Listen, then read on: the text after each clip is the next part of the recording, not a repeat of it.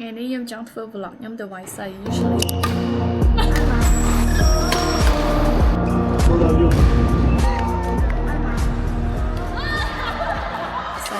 ខ្ញុំទៅដល់ code ខ្ទង់ប្រហែលជាម៉ោង6 កន្លះ 7 ដោយសារនៅខុតរបស់ខ្ញុំហ្នឹងទៅលឿនពេកអត់មានមនុស្សហ្មងព្រោះមួយដូចរបៀបចាញ់ពីធ្វើការអញ្ចឹងខ្ញុំក៏ទៅដល់ម៉ោងល្បាតហ្នឹងដែរវាយចាប់ម៉ោង 9 អញ្ចឹងទៅអញ្ចឹងចាំតែមើលទាំងអស់គ្នាថា vlog ខ្ញុំទៅលេងស្អីខ្ញុំរៀបចំអីខ្លះខ្ញុំទៅលេងនៅណាតែកុំភ្លេចតាមដានវីដេអូនេះទាំងអស់គ្នាអូខេអញ្ចឹងយកកាបូបដាក់អីវាយអីវ៉ាន់ថវ៉ៃសាយ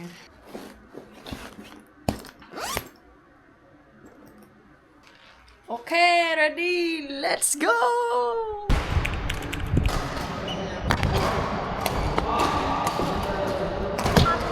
បងបែរមានកសួតគឺចង់សាក់អូនេះឈ្មោះហ្នឹងបងអត់ដើរមកឲ្យដើរមកកសាយទៀតដឹងមកជាប់អត់អូនេះចង់ហ្នឹងមែនអូសាក់វែងពេកចាក់ខ្ញុំដល់កនេះនេះឯងចង់អូអានេះស្រួលបែងស្លយគេស្រួលកាន់ហ៎យ៉ាអេស្អីគេណាទៀត4ចេញ4ទៅចេញផាខេតធំអានេះទូចស្រួលយើចឹងមកកុំឲ្យវា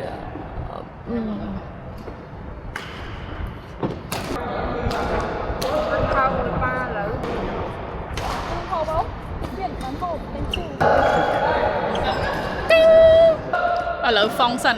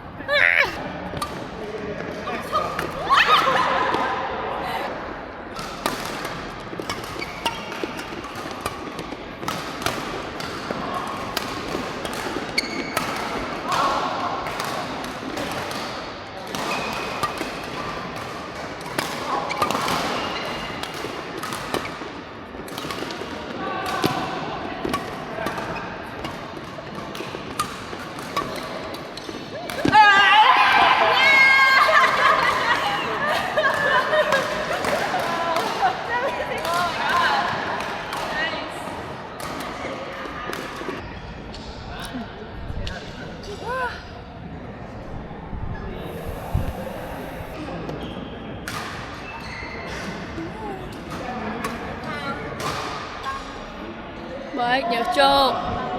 បាយអត់ទៅទេហ៎បាយបាយ